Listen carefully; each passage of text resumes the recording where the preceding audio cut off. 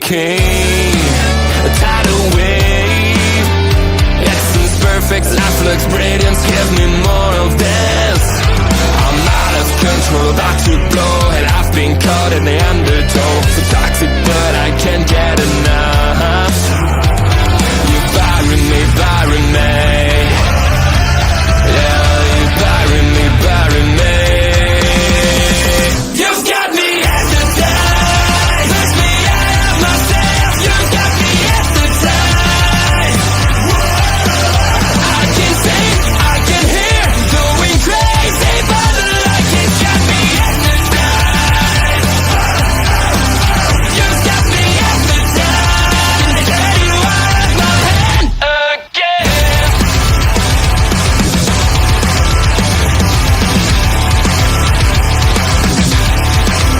Is it wrong? Is it right? It's like I've won my final war without a fight. I'm out of control, about to blow, and I've been caught in the undertow. So toxic, but I can't get enough. You bury me, bury me. I know you bury me, bury me. You've got me at the time. Push me out of myself. You've got me at the time. I can see, I can hear, going crazy, but the light has got me at the time. Please note,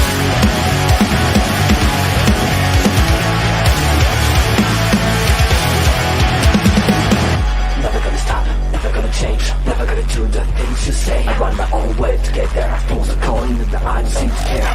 In the air, no more crowd, just the opposite kind of few clouds. So tell me the storm is coming, for the sake of all your lies. Why don't you try to be wise? Know that I need you anyway.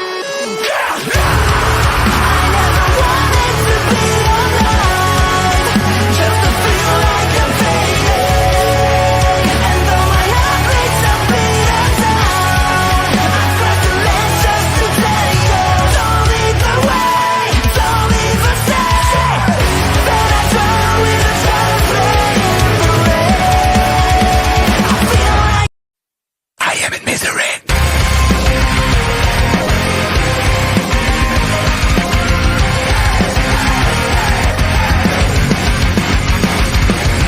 Everyone is watching me when I'm coming around. They all are judging me when I'm lying on the ground.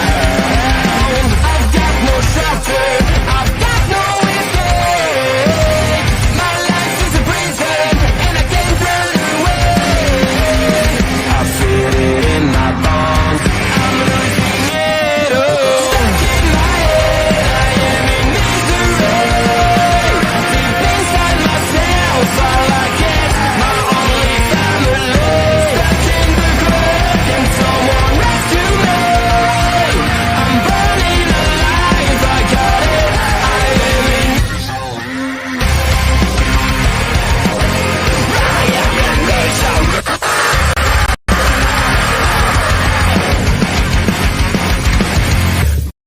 Hello, everyone, and welcome to Taking Over on a Wednesday night. Don't watch no AEW Dynamite. We don't care about Adam Cole and Malachi Black anymore. They're old news. We're talking about the new NXT stars and ECW originals because, God, they've never had a fucking time in the sun, have they? Jesus. Our friend Rogers lost, Astrid. Can you tell him where he is? Because our friend Rogers seems like he's very lost. I don't have an answer for that.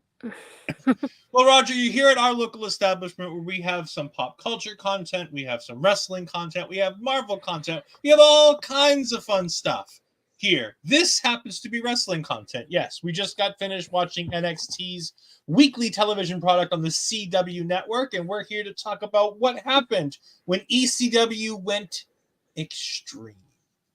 Wait, ECW went extreme? No, NXT went extreme. You said ECW. Slip of the tongue. God, they said ECW more times than they said NXT tonight. Who the fuck cares? Honestly, Until the main event, this entire show was booked like ECW booked it. WWECW. Okay. So it's Billy sitting here saying, what a show. And I'm like, we have vastly different opinions on this show, my dear. Oh shoot. But we'll get into that. The Overlord is here, Mr. Bobby Munson, saying, hello, my wonderful tens. Let's fucking go. It's taking over time. It is indeed. And let's start where NXT started, with a shit ton of promotions. They promoted the 6-woman tag with the 10-woman tag with both teams having their own say. They also promoted both Trick Williams and Bubba having a thing and Ethan and him having a thing. So much promos. And it carried on to the show. Oh, we have vastly different viewpoints on the opening then. Oh shoot. Speaking of the opening match, let's get to the hardcore match, which was the first hardcore match for the women in NXT history. Now, for those of you going, wasn't Jada Parker one of these? No, she was in a no-holds-barred match or a no DQ match. They were very specific on hardcore match because, of course, this was ECW. We are in the ECW Arena, 2300 South Swanson Street. This is the home of ECW, the spiritual home, if nothing else. God,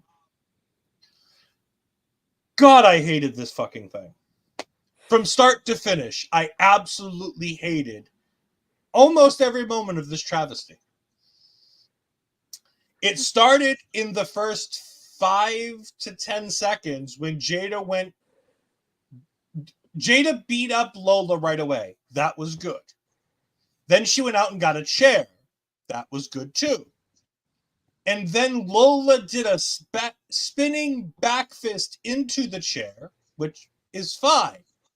And then didn't sell the fact that she just spinning back fist a steel chair. She then never sold the fact that she did that to the chair the entire match. And more importantly, every time she was supposed to sell, she sold for 2 to 3 seconds and then stopped selling. Meanwhile, they had Jada doing a super... What is she called? The butt drop thing. I know they have a name for it. They called it, I think it was teardrop if I heard it correctly. Okay, the teardrop. She did one off like the third rung of the like tiniest normal ladder I've ever seen. Through Lola, through a ladder for a 2 count. She then, at one other point in the match, took a brick and smashed a brick over Lola Vice's head for a 2 count. That was surprising. Only to go ahead and do a triple off the ropes running butt attack, which again has a name that I could give 2 shits about because I was so pissed off at this match at this point. For the win. There were so many cool spots that were just done to do a spot. And nothing really made sense. And other than Jada, nobody really sold for the entirety of the match. And the worst part is, I knew every time that Lola was going to kick out because I've noticed something. When Lola is rolled up for anything less than a 3 count, she shakes her entire legs. Like vibration. Power out the kick out. I swear, if you go back and watch this, every near fall that Lola's involved, that Lola's being pinned on, her legs will literally vibrate before she kicks out. The only time she didn't do it was during the actual pin. Oh gosh. Now we're going to get to all of Millie's comments because she has been commenting while I've been ranting. What is the difference between a hardcore / extreme rules / street fight? Because it's all the same. Exactly. They are all the same. They are indeed all of the same. A hardcore match was the rules that were defined by ECW back in the day. And then a street fight is what WWE called it because they didn't want to get kicked off in the air and they thought hardcore was too extreme. An Extreme Rules match is more than a hardcore match, but not quite at the level of a street fight. They're all various forms of the same garbage. But I like the idea of a hardcore match. This just wasn't it, brother man. Millie also said with the bomb, the teardrop through the ladder, that was both cool and dumb. Yeah, dumb. Yeah, like, I'm fine with the move. The move is a great idea. But if you're going to do that, it should probably be a finish and not 10 minutes into your 20-minute street fight. Just says, listen, in the moment I was enjoying it for the most part. Give me a break. Look, Listen, Linda. everybody can enjoy something different. We all get to enjoy fun and different things. This wasn't for me. It seemed like spots for spots' sake, which is funny because this was a feud that could have used a really well organized, well told hardcore match. Like, this feud was ready for a big match like this. And then it feels like they just did the thing because they're in Philly. And I get, yes, like, it sounds stupid. It was won by a wrestling move. But you just hit her with a fucking brick. Now, great, it's not a real brick. It was candy glass, colored red to look like a brick. But, like, come on. I don't know. We do have some wonderful raiders from Get the Tables. We have Diamond Dave, who is the co-host of Get the Table stuff. Go ahead and follow Diamond Dave. He does some NFL content. He does his own watch-alongs there when Tony and Get the Tables don't do it. But he's often there with Get the Tables. He is a good friend of the show. We highly appreciate you stopping by. We got Poetic Beauty stopping by. I know Ashley put a bunch of these up, but I'm just throwing it up. It is indeed the CW. I agree, but at the same time, like, I feel like only one is allowed for a pinfall out of the ring. Yeah, that's a Falls Count Anywhere match, which is almost the same, but that's cool because it has a different rule set. In that one, you get to pin people outside the ring, so at least it's actually different. Rod says it looked more like a sponge. Probably. It broke. Like, I would have said sponge too until I saw it, like, shatter into, like, 15 pieces. Wilcherson says, to be fair, of the old ECW arches had dumps. Yes, but I didn't like the old EC. Like, I nostalgically look back at old ECW because I was a teenager who this was perfectly, created for at 15, 13, and 16 when ECW was running its heyday in the late 90s. As a 40-year-old man now looking back, I'm like, no, I don't want GCW. If I want GCW and CZW, I'll just watch CZW and GCW. Astrid, you had a more positive note in this match. What'd you think? I mean, I do agree with you on the ending. I didn't like it either because I was thinking when she hit her with the brick, I was thinking, oh, that's it. And then for her to be like have that kick out of 2, only to be hit, but like that like hip thrust that she kind of does, and then get the 3 count for that didn't make sense to me. But overall, I still enjoyed it just because I like that the girls were able to play with everything around ringside. They used everything around there. They were not shy about doing anything. I did like the fact that we get Lola at one point with the submission, and because it's obviously a hardcore match, Jada cannot use the ropes like usually can to get off of it, and she tries in any way, shape, or form that she can, even like throwing Lola outside to try to get like her to stop, and she does, and she still holds on to it. So I really like those bits and pieces from both of them there. And when Jada's inside the trash can, and then Lola comes in with several kicks to her, so. So I think that was also interesting. But yeah, the end is the part that, like, for me, I would have preferred it if she would have hit it with the brick and then that would have been the 3 count. Because if you think about it that way, it makes more sense like that than having a 2 count and then do that move and then do a 3 count. That didn't make a lot of sense to me in that aspect of it. But I feel like they did like great overall. I feel like they had like good energy and the crowd was really into it too. So like for a great opener, so I was like, I'm glad they got that spot. Also, we can't forget that Lola did her fantastic, and we have to see it every match. I'm a Latina ass in my face thing, so Yeah. can't let her forget that. Yeah. Thank God Andre's not here. Mhm. Because although this is going to be a fun clip to play for him when go ahead and do Marvel Talk. We will record Marvel Talk later on this week. We then move on to Kelani. All right. So I can't tell if she was actually doing the RVD split or if she was just on top of 3 road cases so that she didn't have to worry if she because RVD used to do this on 2 road cases with nothing underneath it. And I know she had one under her, but I don't know if she was above it or just over it kind of thing. And I'm just a little like, bit of both, really. like, it would have been more impressive if they'd just done the RVD thing because you can tape this. It wasn't a live promo segment. So you could just tape this to make sure she doesn't fall. But it's a cool spot with her and RVD doing the stretchy thing. I like that. He's giving her some, some publicity. He's giving her, a little bit of that RVD rub.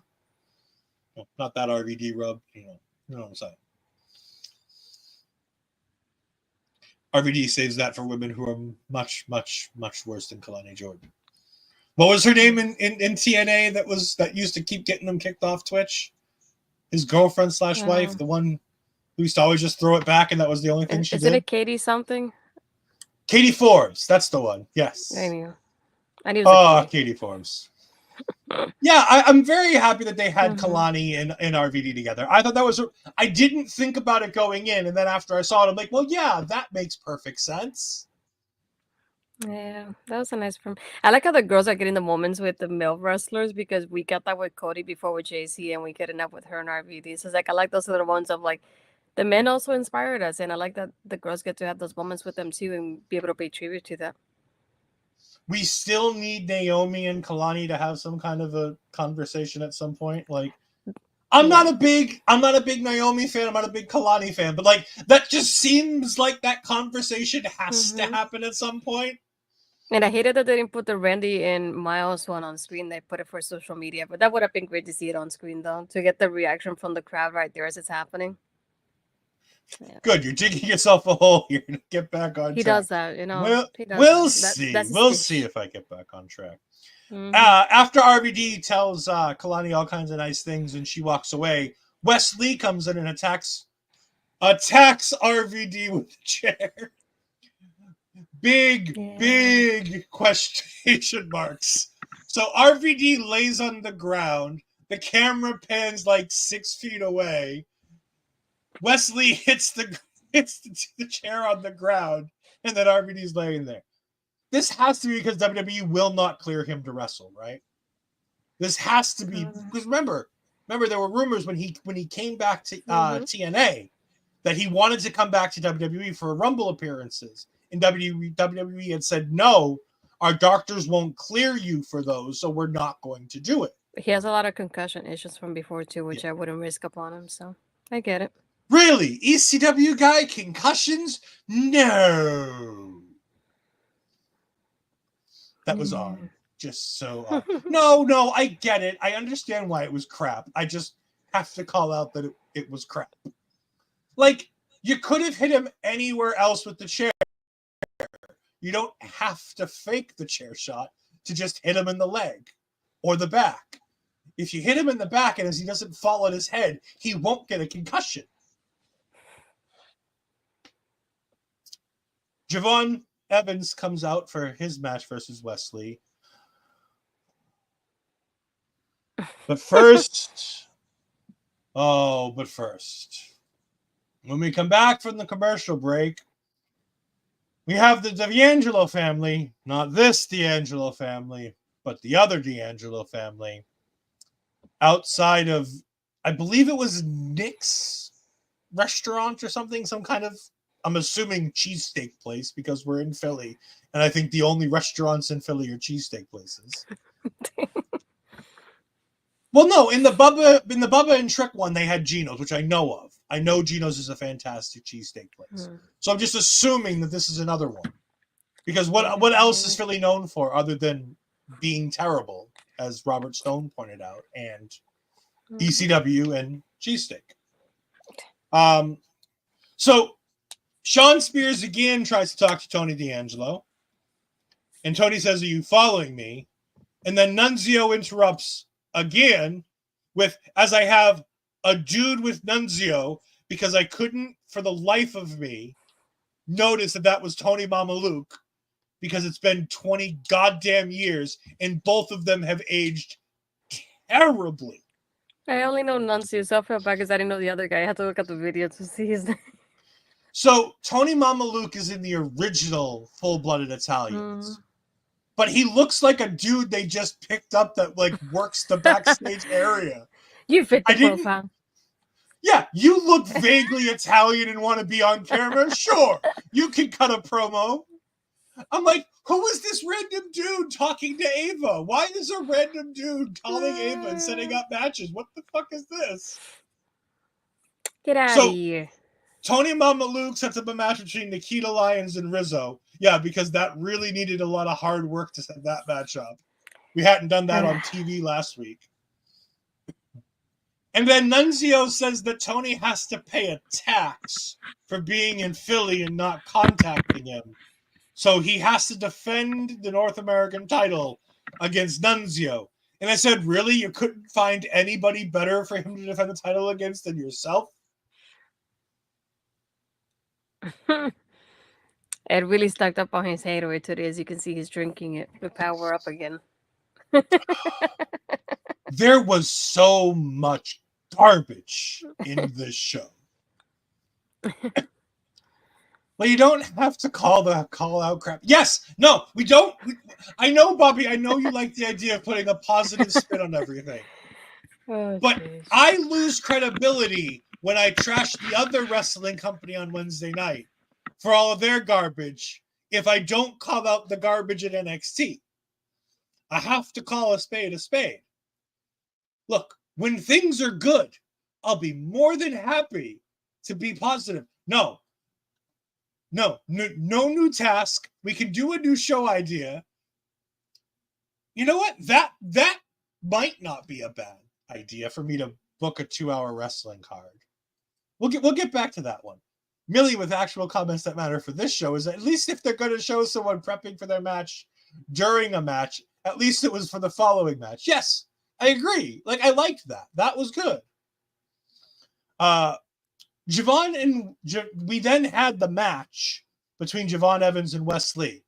Astrid, what did you think of this one? I know you're gonna hate it, but I love my flippy stuff, so this was fun for me. The fast-paced flippiness, I'm all for it. Just give it to me. No, I think this was fun between both of them. I think the part that I enjoyed the most was, yes, thank you, Millie.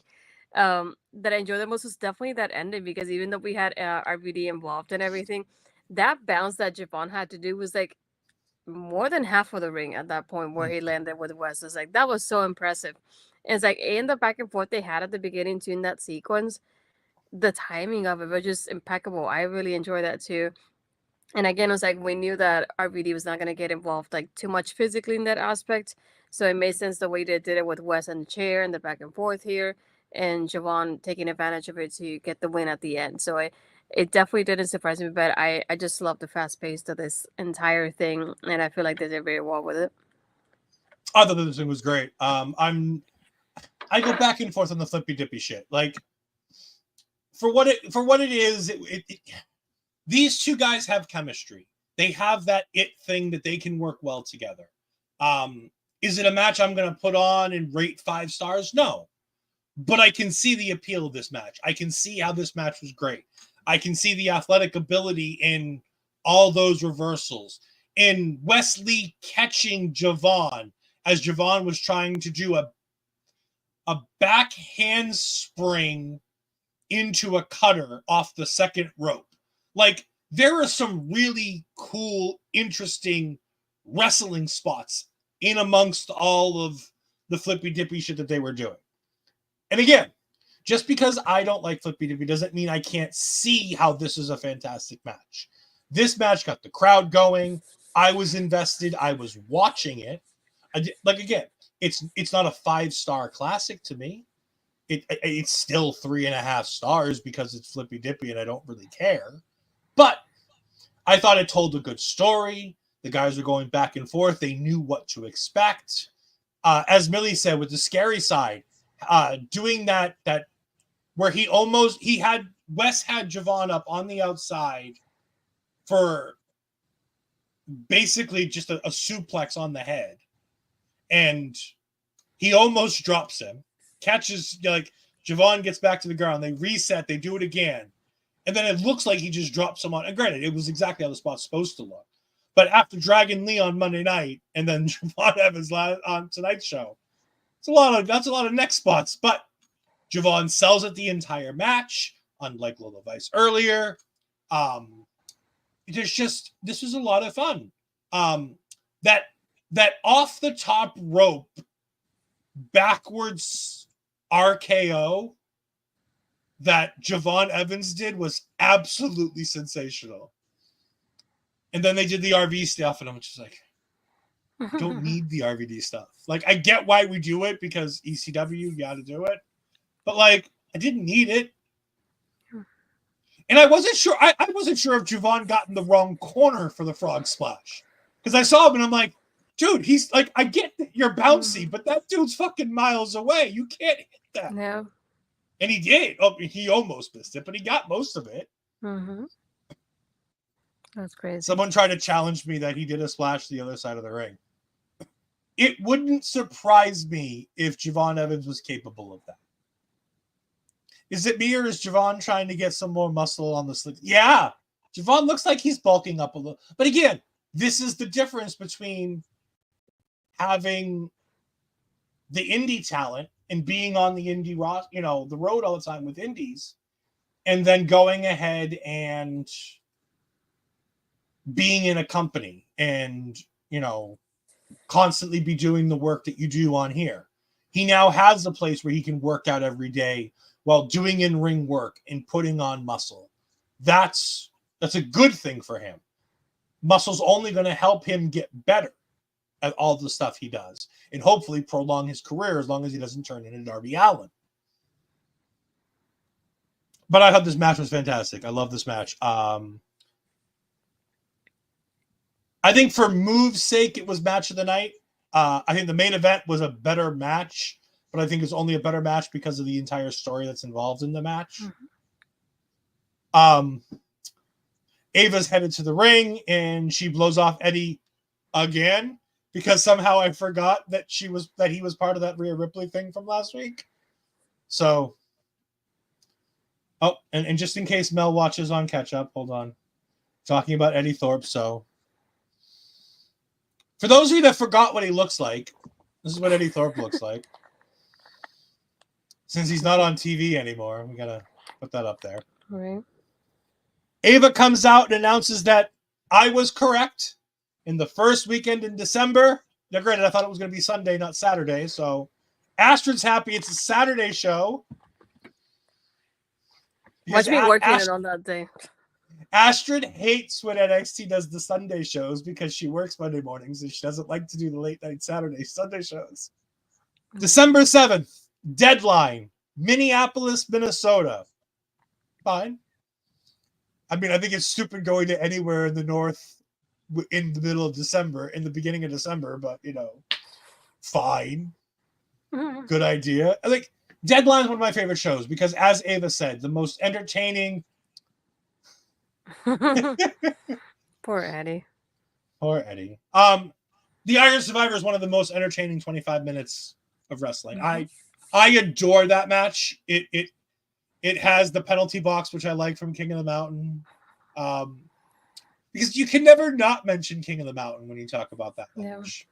Mhm. But now that we know that we're getting the Iron Survivor, Astrid, give me your picks for who's going to be in the Iron Survivor on the men's side. We'll talk about the women's one later because I think we have a pretty damn good idea who's in the women's Iron Survivor. Yeah. I feel like, guys, I would see somebody like Ethan because if we get, based on what happened later on, he definitely won't be in the title picture at the moment, at least. I would say maybe Javon West. How many was it? 6, right? I think it was 5. 5. Shoot. Who else? Shoot, I can think of 2 more that are not, like, I guess in the championship right now. Maybe no. I was gonna say maybe a Sean Spears or Brooks, one of the 2. Maybe Sean though. I don't know. I can think of the other 2. I can think of one that I think might be coming around again. I believe in Joe Hendry. Yeah, good. I mean, that would be a good one. Why not? He's not on TNA television right now after losing to Nick Nemeth. He's always said he'll come back. Ooh, Oba. And then Obafemi, yeah. That was the other one. I was waiting on that one, but yes, I think Obafemi's the other one. Yeah. And Millie, of course, I believe in Joe Hendry. Gotta clap. Yeah, and then Stone starts shitting on Philadelphia, as you should, because Philadelphia is terrible in almost every respect. I mean, it's a less good Boston. It has less important history. It has worse sports teams. It has worse sports teams' names. And it has worse food. Like a cheesesteak over seafood? Are you kidding me here? Come on. Come on, Philly. Up your game. He starts talking about how New York is better than that. And I'm like, no. No. Yes. New York is a cesspool at the very bottom of all of this, Rob.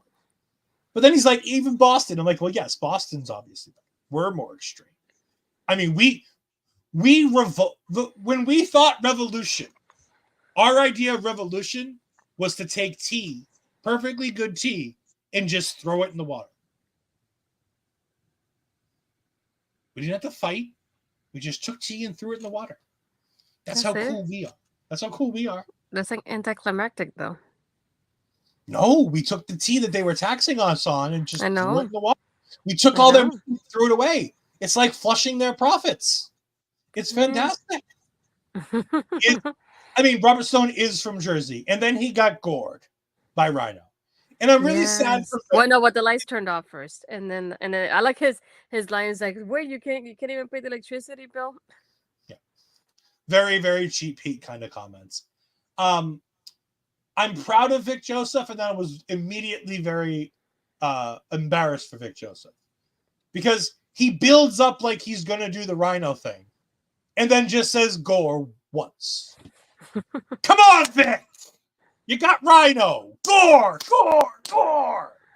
You got to do 3 like Joey Styles. You got to do it. By the way, is Rhino wrestling for anybody right now? Is he under contract with TNA? Oh, okay. I mean, he you know what? He could be in the Iron Survivor. He just got inducted to the Hall of Fame in TNA. I know he got inducted, but they induct everybody. No, they don't. But they're trying to induct everybody. I was gonna say that's a different story. They tried to do AJ Styles this year in WWE. They tried. Said no, They didn't actually. He is definitely still with TNA. All right, cool. Like, I know he went in the Hall of Fame, but I'm like, well, Ken Shamrock went in their Hall of Fame too. So, like, you know, Let's not put this TNA Hall of Fame like it's one of the best things in the world. Because wasn't the first person to go in Sting?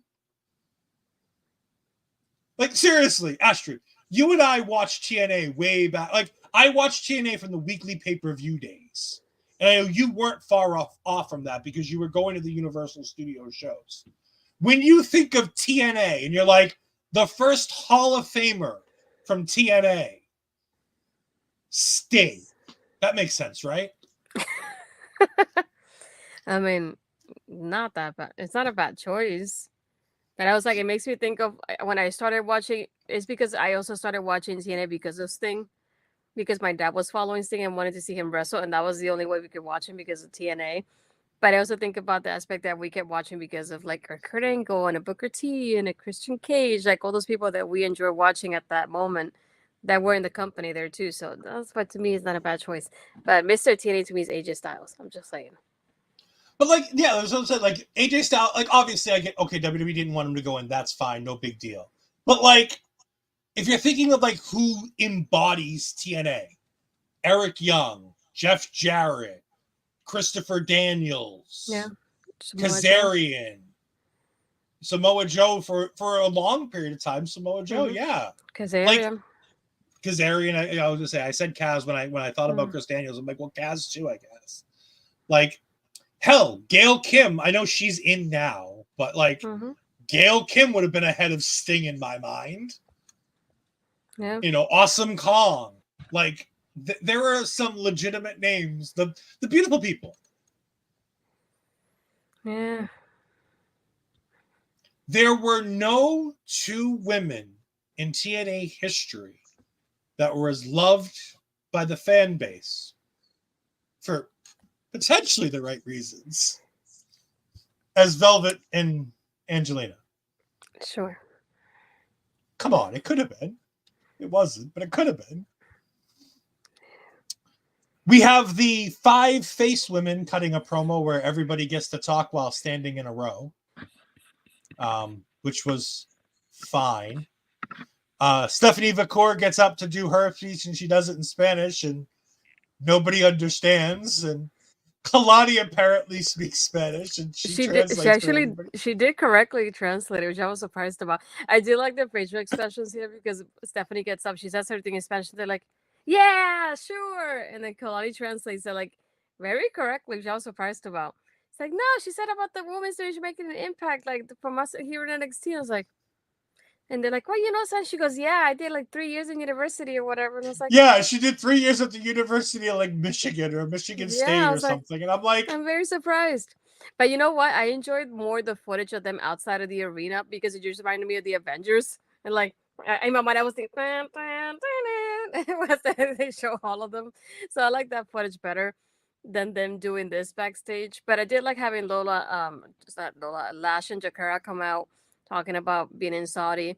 And I think, like I told you, I think they're the first woman under the NXT umbrella to be able to go to the Saudi show. So that's something that I don't think I have had them heard mentioned before, at least this whole weekend. But again, I believe they mentioned it during the match. I feel like that's something they should be mentioning a little bit more because it just you don't get that opportunity for being under the NXT umbrella often to be part of the Saudi shows. Like something that's big.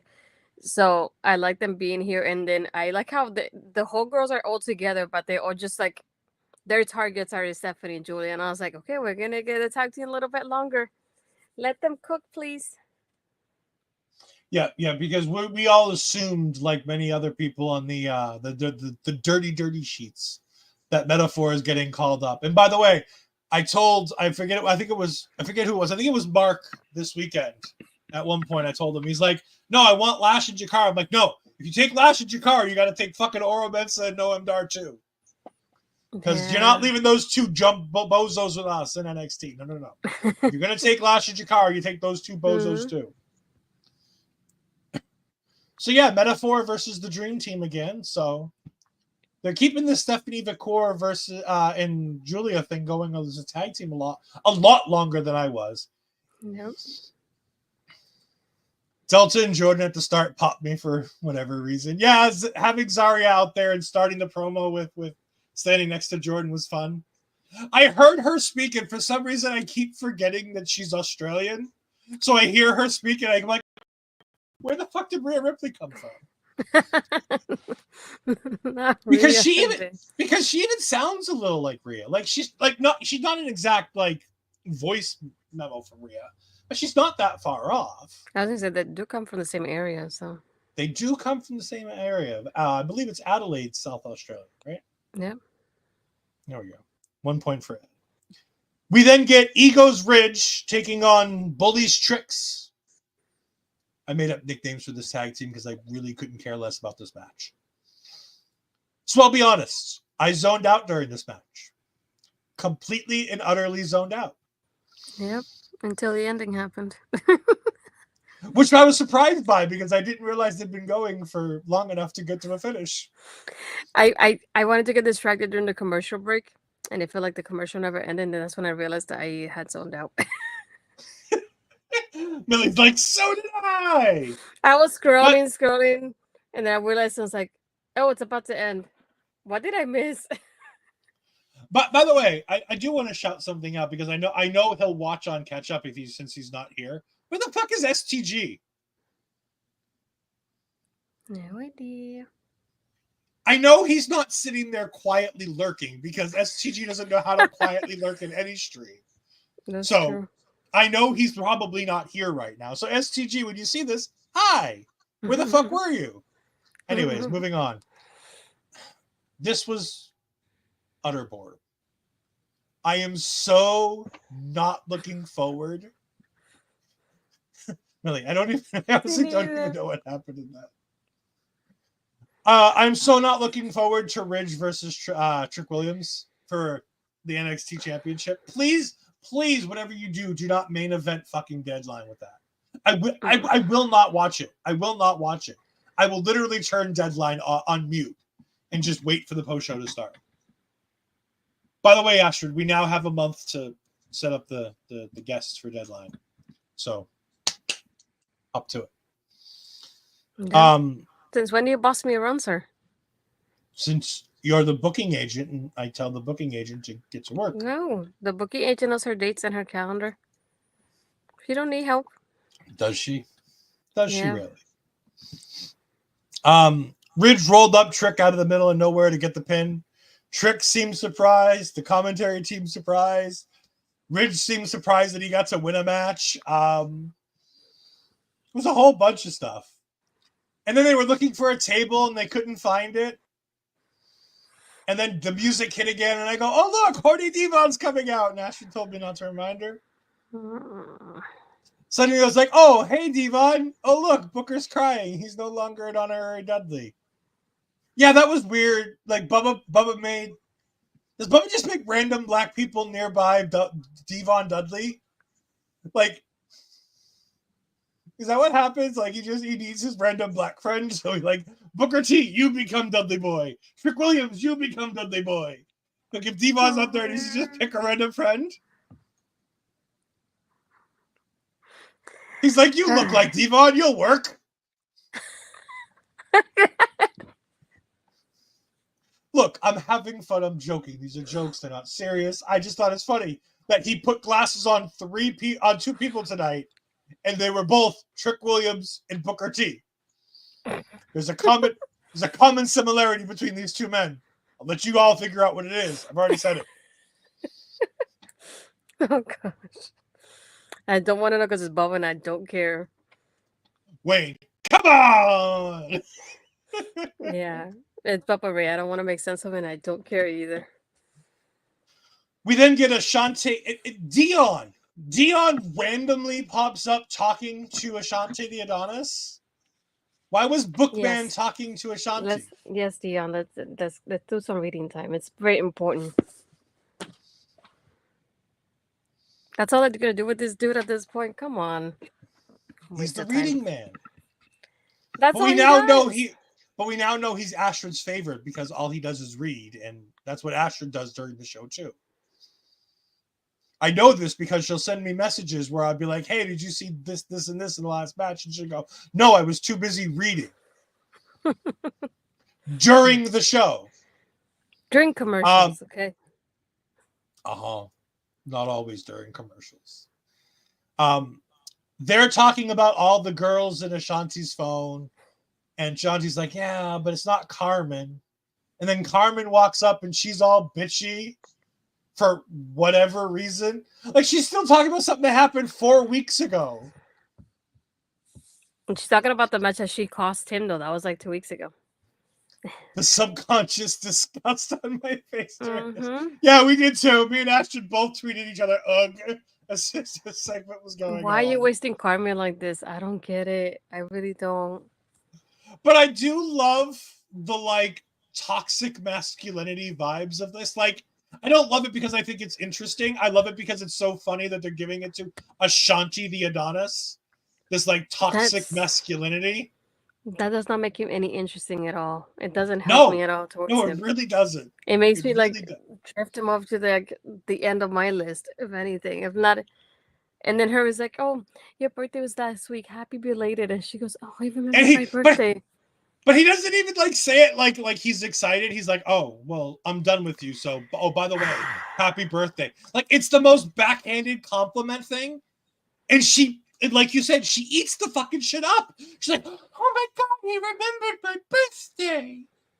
And then she looks and Dion's just looking at her like, "What the fuck are you talking about? You were just you were just irritated with him 30 seconds ago for having another chick." I don't like this enemies to lovers kind of story here. I usually love it in my books. This is not one of them, okay? Erase it. Start all over again. Chef Sean, you're not cooking with this one. Reject. Oh, we then get the heel ladies cutting their promo where they all talk about how great they are. And I find it very interesting, the words that were used here by both Roxanne Perez and Cora Jade, who were cutting this promo. By the way, I do love that Fallon didn't talk much during this promo. I don't think Jacy said a word. I know for a damn sure no, that Jazmyn didn't. Did Jacy actually say something? They all said something. I noticed because I don't know if it was Fallon or Jacy. They were on Roxanne's right from our screen, but then it looks like Roxanne wanted to talk, and I guess she realized that it was either Jacy or Fallon, one of the two was speaking. So you can see that Roxanne opened her mouth, and then she noticed that somebody was talking, and then she like nodded, and then she waited for them to be done, and then she was the last one to speak. Yes, you. All right, better than. Shoot like this, like the TikTok. You. All right, better than this. That's how we're gonna do. And by the way, if you do want some great Carmen Petrovic merchandise, there are some Carmen Petrovic merchandise on, I believe it's 501 level for the TWC, the Wrestling Classic. 501 level, they have, so they're a partnership with WWE run by the Wrestling Classic, Justin, who's a fan, he's been on our show before. We adore all his hard work, and he's putting in work with getting merchandise for NXT talent that don't already have merchandise. So if you want to go ahead, and check that out, definitely go out and check out 501 level, I believe it's called. Just go ahead and search the Wrestling Classic and you'll find, is it 500 level? It might be just 500 level instead of 500 level. Yeah, I've been corrected. It is 500 level. I was close. It was only one off. Probably would have auto-corrected you there anyways. So all the heel girls cut a promo. The one thing I think is funny is they're like, "Look, you've got 2 current champs and 2 former champs." And I'm like, "Who's the former champs?" And I'm like, "Oh, Jacy. Jacy was a tag team champion. I forgot about this." And then I'm like, "Who the hell's the other one?" I'm like, "Oh, Cora Jade. Again, former tag team champion that I forgot about." Because Cora Jade was a tag team champion for like 6 days. Just utter fantastic. Ashton's putting something in, instead of just putting it in the chat, she put it in the private chat. So now I'll go ahead and put it in the regular chat. Here you go, Happy. So there you go. No, I did it too. So now we both did it. But 500level.com is where you can get your authorized WWE NXT merchandise, but for people who don't have content. That's really all I got for the segment too, is that there are 2 champions and 2 former champions, and they believe that everybody wants to be them. I don't think anybody wants to be any of them other than maybe Roxanne. Mm-hmm.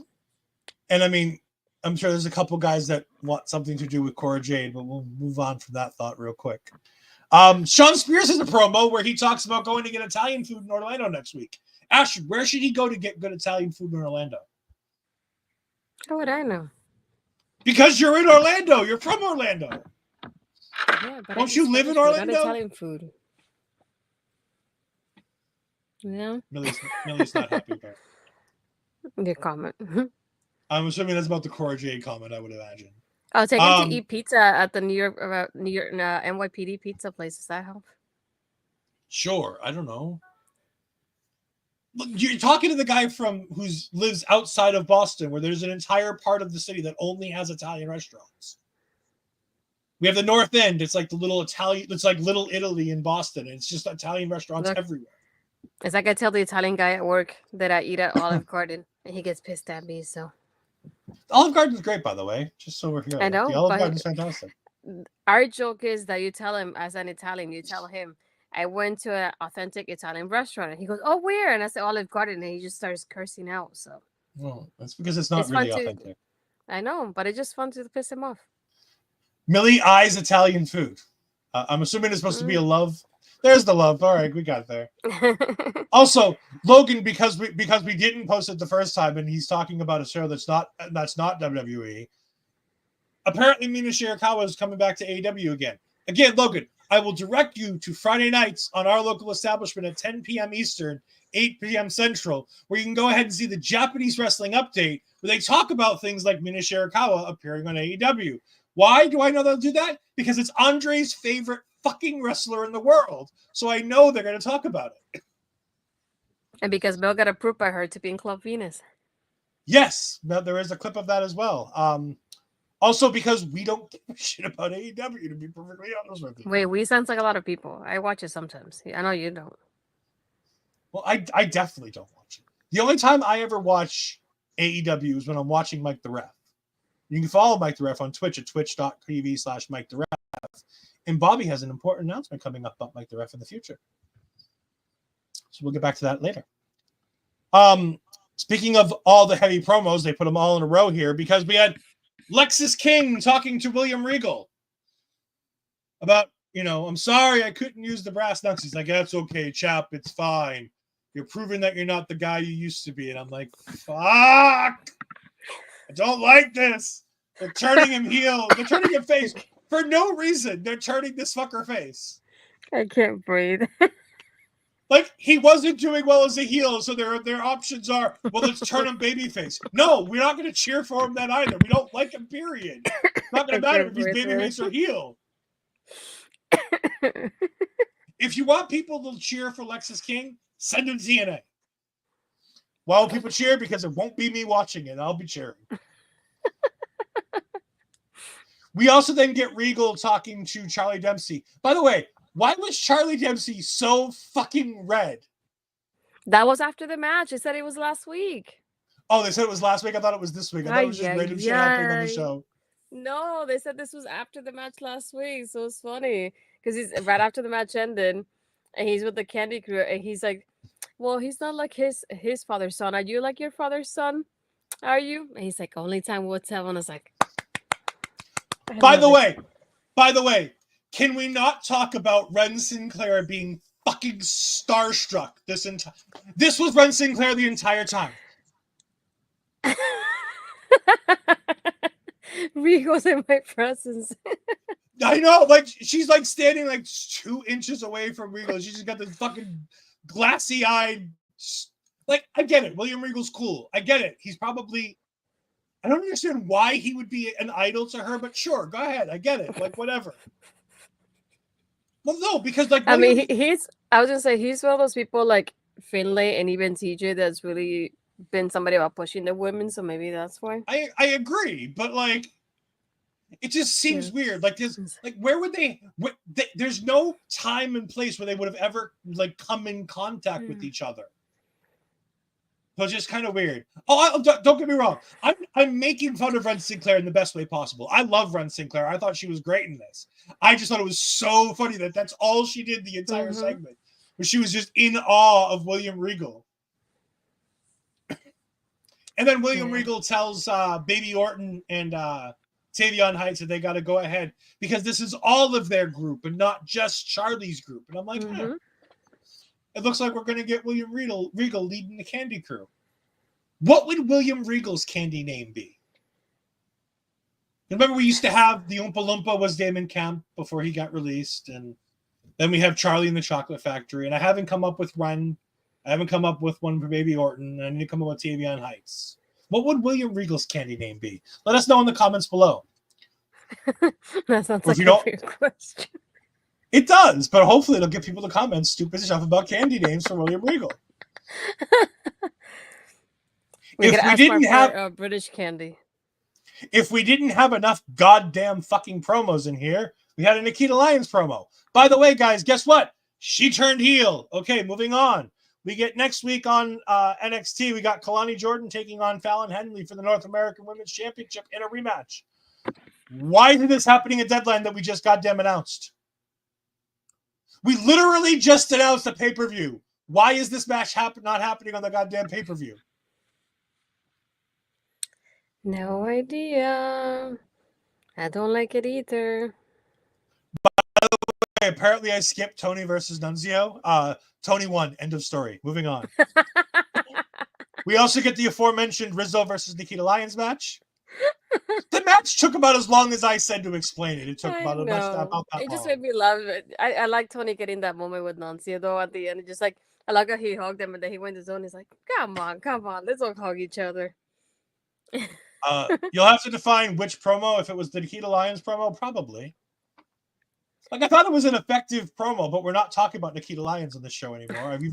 I'm even going. Oh, hold on, I'm gonna do it right now on the air. I think it was only interesting that she said, "Oh, I know what it's like to be attacked, but this time I'm the one doing the attacking sort of thing." Yeah, So I thought that was cool. I like that Fun, aspect. interesting premise. Mhm. Yeah, fun, interesting premise. I like it. Yeah. And we're also getting qualifying matches for the Iron Survivor starting next week. So we'll start seeing who's going to be in the Iron Survivor starting next week. And then we get our main event match, which I was like, really You missed Ava with Axiom and Axiom. oh, I don't care. They're doing a tag team thing next week. It doesn't matter. Axiom's taking the week off. I mean, sorry, Nathan's taking the week off and he walks away. And it pisses off Axiom. Do you want to talk more about the tag team thing? No, it's okay. Hold on. I'm going to get a video. I'm going to get a picture for you. Hold on one second. Uh-oh. Picture. No, wait. I don't have it anymore. Never mind. Uh-oh. Oh, no. I was going to put up a picture of the PNG of them as tag team champions here so you could just look at them for a couple seconds. No, Ava came out and she said that she was glad that she saw them, that she's going to address all the tag teams next week. And they were like, so do we have to be here? And she's like, no, I'll just let you know when you have a challenger. And I'm like, great. That means a Battle Royal's coming. We have no idea what to do with the tag team division. We're going to have a Battle Royal, aren't we? Yep. That's always the answer. Aw, sad Astrid. And then we move on to the main event, which will make happy Astrid. Now, I was very excited for this when I saw that it was like 9:28 and they were doing entrances for this match. And then Terrible Toxic Trio got a group entrance. And then Cora and Roxanne got their own entrances. And then every single member of the babyface team got their own solo entrance. So what ended up, I was like, oh, cool, they're going to give them like 20, 30 minutes to really cook. Got cut to 10. I was so excited because I thought they were going to get like this a bunch of time to do this match. And I was like, wow. Nope, 10 minutes. No, so I think it was like about 9:36 when I had seen some of them had started. I was like, oh, great, they're giving them like 20 minutes. And I was like, and then everybody came out and I was like, dang. By the time the commercial happens, shoot, it's like 10 or 15. Yeah. I agree. Yeah. But I will say it was a banger match anyways. It was a really fun match. And the finish surprised me. Because I, like Astrid, thought that Giulia was going to pick up the win to set up the triple threat match or the fatal four-way match at Deadline. I have an idea about this match. coming up at Deadline. Giulia wins Iron Survivor. No. Hmm. I think for the first time ever, no, maybe. I think so. For the first time ever, they're going to do the Iron Survivor for the championship. I think the women's Iron Survivor is going to be for the title. And it's going to be Roxanne Perez defending against Cora Jade, Giulia, Stephanie, and Zaria. You're cooking. Continue. Like, think about that, because like Stephanie and Zaria now have legitimate reasons to say that they deserve a championship match. Yep. They've pinned the champion. And in wrestling rules, if you pin the champion, you get a championship match. Mm-hmm. So that leaves Giulia and Cora, who can obviously have qualifying matches against Jacy Jayne, Kelani Jordan, Jada Parker, anybody like that. I was going to say this also kind of continues that story that Ava, every time Ava puts something in the way for Roxanne to lose that championship and never does. And it would make sense for her to lose it here when there's so many other people involved. I feel like it protects her in the end. And I'm like, somebody like Cora could get pinned. And I feel like she can recover while this could be one of Roxanne's things on her way out. So, yeah. Again, and yes, as you're right, Millie, individual matches right into a commercial break. There were so many great spots in this match. This match was full of fantastic spots, but they weren't spots just for spots' sake. They made sense in the story of the match, unlike back to the beginning of the show, spots for spots' sake in the hardcore match, because hardcore, we got to do hardcore stuff. I thought this was great. I love this. If this had gotten 20 minutes, I think it would have delivered. I think it did perfectly fine with 10. I don't think they were shortchanged in any way, shape, or form by only having 10 minutes. It could have been a better match at 20. It could have been probably a better match at 15. But I think with 10 minutes, it didn't feel rushed, and it felt like everybody got their shit in without anybody really looking weak. Which is important, because oftentimes you make people look weak in a match like this. But I think with the finisher spam sections that you can really have in this, like you did, I think there's a lot of fun stuff that you can do, including Zaria getting out of that pop rocks was really fun. She almost dumped her out of the ring. Little itty bitty Roxanne almost fell out of the ring when Zaria slid her off the back. No, I thought this was great. Astrid, go ahead. Zaria stopped me the tag with how she did. Fallon losing his shit. Lonnie flying with all the muscle behind her. Stephanie looked great. It's like, again, I like the team here of Giulia and Stephanie. I like how they're developing that, even though in a way it's going to be like short-lived because the title's going to be on the line so between all of them. But still, it's like, I like what we're getting from both of them right now. I think it was also funny because at one point, I think it was Kelani that tagged in Jordan for like a hot tag sort of spot. And she, like, it went like this. Shh. She didn't even touch her hand. And then Jordan was like, do I go in? Do I not go in? So it took her a moment. She still went in, because she knew she had to go in at that moment. So it was kind of funny seeing that.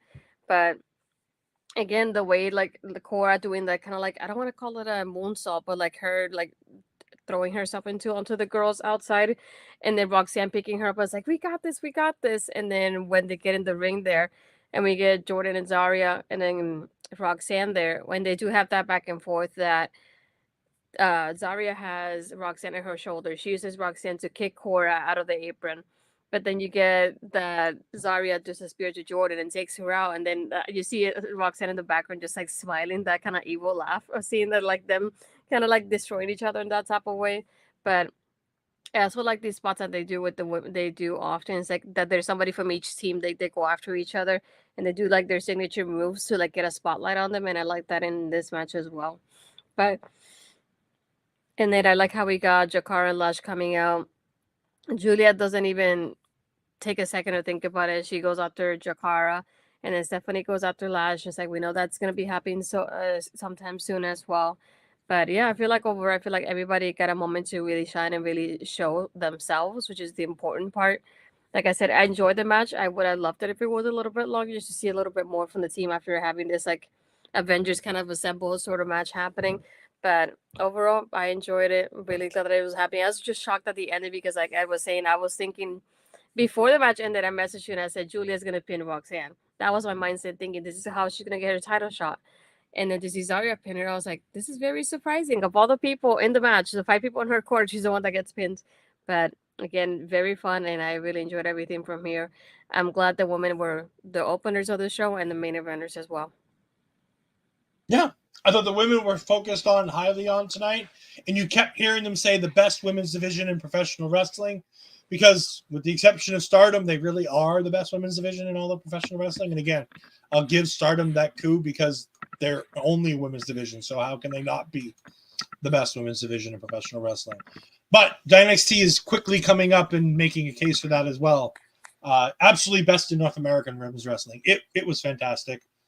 Roxanne's still in the ring with Jordan standing over at the end was a great image. I thought it was funny that Roxanne chooses just not to roll out and Jordan just stands on top of her. It was great. I also want to shout out our man DC Hendricks from bodyslam.net putting out on Twitter tonight. Both the NXT men's champion and the NXT women's champion were both pinned in their tag team matches tonight. It's a cool stat. It's something fun to see. But we've come to the end of our show.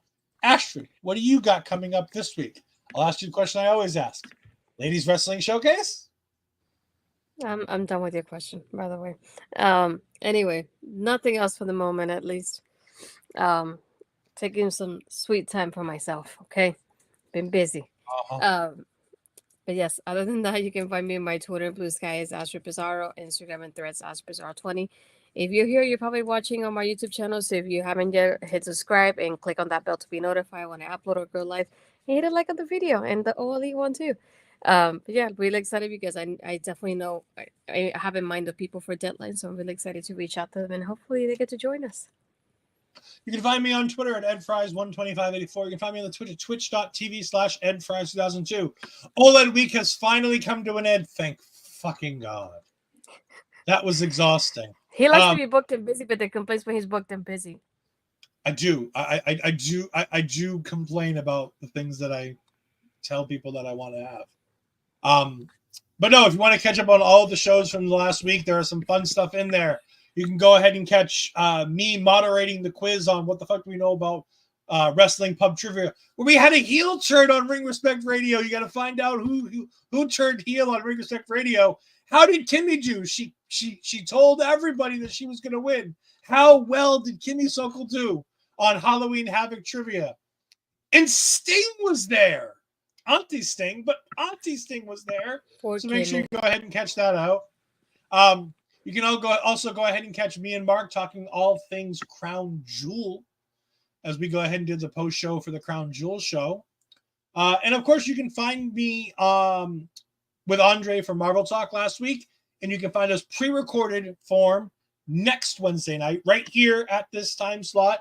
You can find us next week at this time slot. We're going to be pre-recorded. We're going to do an MCU rebound episode of Civil War. So if you want to understand what's going on, at some point this week, watch Civil War, and then you can go ahead and be in the chat. You can go ahead and chat with us. I will probably be in the chat anyway, so I'll be able to go ahead and answer your questions, even though we won't be answering them on the screen because obviously we'll have pre-recorded it. But we hope that you still come and join us as well anyways. Thank you, Millie, for joining us. We always appreciate when you were here. We also want to shout out you for, I believe, no, it wasn't your birthday. It was Allison K's birthday, right? I saw a bunch of birthday stuff from you, and I thought it was your birthday. Now I'm remembering it was Allison K's birthday. But anyway, shout out Millie on Twitter. Anyway, she's fantastic. I always like seeing all the fun stuff that you post on Twitter.